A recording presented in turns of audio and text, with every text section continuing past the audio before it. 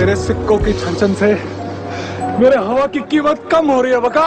साले लूजर्स। अबे लूजर होगा तेरा बाप। लेकिन एक बार बोलते हैं यार, एक तुम क्वेश्चंस बहुत पूछते हो और मैं आता हूँ 2 मिनट में।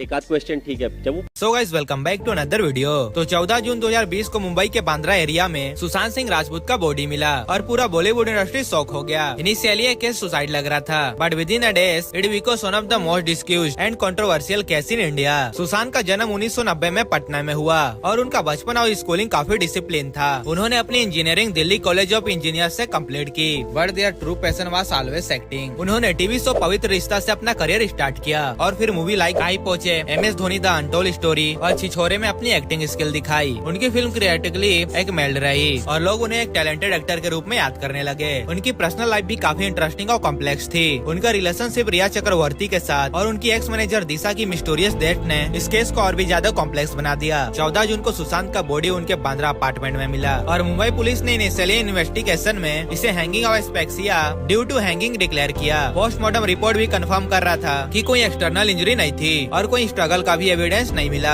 लेकिन सोशल मीडिया और न्यूज ने इस केस को इनिशियली वायरल कर दिया और पब्लिक स्पेकुलेशन स्टार्ट हो गई। इस समय पूरा इंडिया सुशांत के मेंटल हेल्थ और प्रेशर्स के बारे में बात कर रहा है। 25 जून 2020 को सुशांत के फादर ने पटना में रिया चक्रवर्ती और उनके फैमिली के अगेंस्ट FIR फाइल की, जिसमें एलिगेशन था कि सुशांत को इमोशनल और मेंटल प्रेशर में रखा गया एंड उनको सुसाइड के लिए पुश किया गया। इस FIR के बाद CBI ने इन्वेस्टिगेशन टेक ओवर किया और पूरे केस को क्लोजली मॉनिटर करना शुरू किया। सितंबर 2020 में NCB ने रिया चक्रवर्ती और उनके भाई को ड्रग्स रिलेटेड चार्जेस में अरेस्ट किया गया और जर्डिगल कस्टडी में रखा गया, बट बॉम्बे हाई कोर्ट से रिया को बेल मिल गई। इन्वेस्टिगेशन के दौरान काफी रूमर्स, कॉन्स्पिरेसी थ्योरीज और मीडिया ट्रायल्स चल रहा था, जिसमें लोगों ने सोशल मीडिया पे रिया को ब्लेम किया और हर पॉसिबल एंगल को डिस्कस किया। सुशांत की एक्स मैनेजर दिशा की डेथ 8 जून 2020 को हुई थी और मीडिया ने सजेस्ट किया कि शायद इसका इस केस से कनेक्शन हो सकता है, बट CBI ने इन्वेस्टिगेशन में दोनों के बीच कोई कनेक्शन नहीं पाया और दिशा की डेथ भी सुसाइड ही डिक्लेयर की गई। इस केस ने सोशल मीडिया पर एक फ्रेंजी क्रिएट किया।